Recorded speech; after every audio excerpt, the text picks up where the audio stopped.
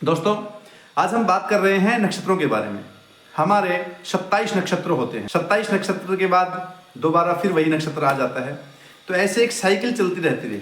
इन 27 नक्षत्रों में 6 नक्षत्र ऐसे हैं दोस्तों, 6 नक्षत्र जिनको गंडमूल नक्षत्र भी कहा। उन 6 नक्षत्रों में अश्विनी, अश्लेषा, मघा, मूल, रेवती और ज्येष्ठा, ये 6 नक्षत्र ऐसे हैं जिनको गंडमूल नक्षत्र कहा जाता है। दोस्तों, एक नक्षत्र 24 घंटे तक रहता है। उन 24 घंटों में एक नक्षत्र के 4 चरण बनाए जाते हैं। दोस्तों, एक चरण लगभग 6 घंटे के आसपास रहता है। हो सकता है कोई 6.5 घंटे का हो जाए, कोई 6.25 घंटे का भी हो सकता है।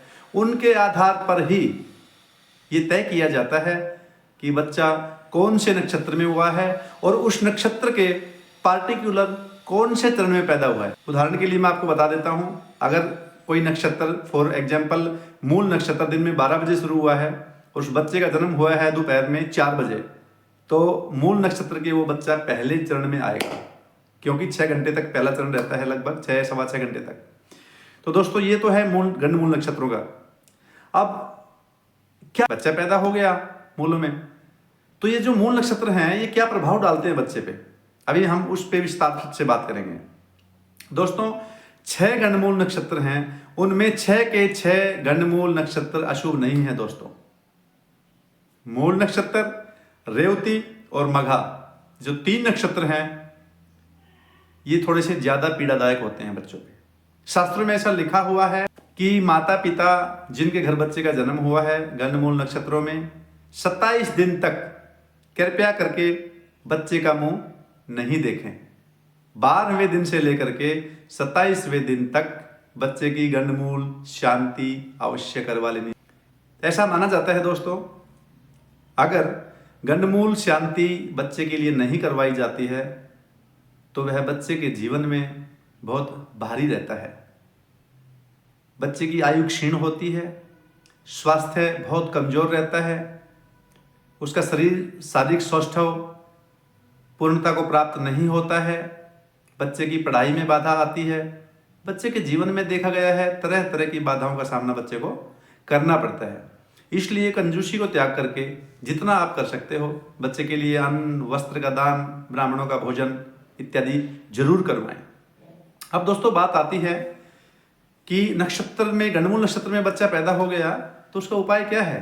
दोस्तों, मैं आपको बता देता हूं, बच्चे की जो मूल शांति है वो शास्त्र के हिसाब से तो करवा लेनी चाहिए विदिन 27 डेज। अगर किसी कारण से आप वो दिन चूक जाते हैं तो ऐसा नहीं है दोस्तों, बाद में भी होती है। बच्चे की शादी से पहले आप जरूर करवा लें, लड़का हो या लड़की हो। तो जिस नक्षत्र में बच्चा पैदा हुआ है उसी नक्षत्र वाले दिन उस बच्चे की गंडमूल शांति होती है, पूजा होती है, हवन करवाया जाता है। दोस्तों, मैं आपको पहले भी बता चुका हूं कि 27 नक्षत्र क्रम से चलते रहते हैं। 27वें नक्षत्र के बाद फिर पुनः पहला नक्षत्र आ जाता है, इसलिए हर महीने वही नक्षत्र भोग करते रहते हैं। तो हमने देखा है कि अगर बच्चा मूल नक्षत्र में पैदा हुआ है तो 2, 4, 6 महीने बाद या 5 साल बाद किसी भी महीने में जब हमने करवाना हो मूल शांति, तो उसी महीने के उसी नक्षत्र में दोस्तों वो शांति होगी। तो उसके लिए लंबा चौड़ा विधान नहीं है। 27 ब्राह्मणों का भोजन, 27 पेड़ों के पत्ते 27 नक्षत्रों के लिए होते हैं, 7 जगह की मिट्टी और 27 कुओं का पानी। आजकल कुएं नहीं बचे हैं तो शहरों में हम लोग क्या करते हैं कि 27 घरों का जो वाटर जमीनी पानी है, बोर लगा हुआ है, वहां से पानी कलेक्ट कर लेते हैं। दोस्तों, वह कुएं का पानी की तरह ही काम करता है, क्योंकि है तो जमीनी पानी। इस तरह से एक छोटी सी हाल होती है, उस पर बैठ के जन्म देने वाली माता और जो बच्चा नक्षत्र में पैदा हुआ है गंडमूल नक्षत्र में, वह बच्चा बैठ करके छलनी से पानी डाला जाता है, उसको स्नान करवाया जाता है, मंत्रोच्चारण करवाए जाते हैं, ब्राह्मणों को भोजन करवाया जाता है, वस्त्र दान किए जाते हैं, पैसों का दान किया जाता है, गौदान किया जाता है। तो इस तरह की विधि करवा करके बच्चों के गंडमूल नक्षत्र जरूर शांत करवाएं। दोस्तों, अगर गंडमूल नक्षत्र की शांति नहीं करवाई जाती है तो उसको देखने को मिला है कि हर नक्षत्र के हर चरण के हिसाब से फल है। मैं उदाहरण के लिए, कोई नक्षत्र पिता को भारी होता है, कोई माता को भारी होता है, कोई धन और ऐश्वर्य के लिए भारी होता है, कोई मामा को भारी होता है, कोई बहन को भारी होता है। तो दोस्तों आपसे विनती है कि आज ही अपनी बच्चे का जन्म कुंडली दिखवा करके उसके नक्षत्र का निस्तारण करवाना बहुत ज़रूरी है। मेरे पास अक्सर लोग आते हैं अपनी जन्म कुंडली लेकर के, और जब मैं देखता हूँ उन कुंडलियों का विश्लेषण करता हूँ तो मैं पाता हूँ कि ये बच्चा तो गंडमूल नक्षत्र में पैदा हुआ है, कि आपने इनकी गंडमूल शांति करवाई है? तो कहते हैं कि पंडित जी पहले पंडित जी ने तो बताया ही नहीं हमें। ऐसा नहीं है, पंडित जी से पूछिए। जब आप जन्म कुंडली बनवाते हैं तो आपको ये पूछना चाहिए। ये 4-5 क्वेश्चंस कॉमन है दोस्तों।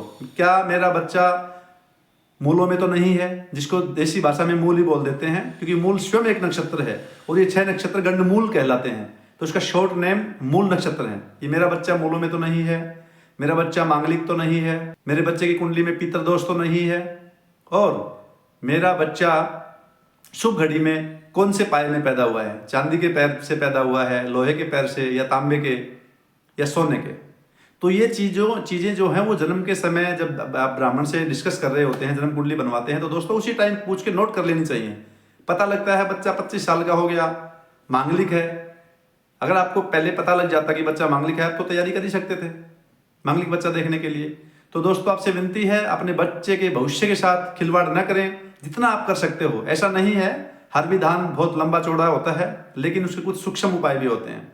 चाहे तो आप बीज मंत्र का जाप करवा सकते हैं, अखंड रामायण का पाठ करवा सकते हैं, सुंदरकांड का पाठ करवा सकते हैं, शतनजा 7 तरह का जो अन्न है वो गौशाला में दान कर सकते हैं, तो भी बच्चे का भविष्य हो जाएगा। दोस्तों नमस्कार, जय श्री श्याम। आपको हमारी वीडियो कैसी लगी? आप हमारे चैनल को कमेंट्स और सब्सक्राइब्स जरूर करें। जय श्री श्याम।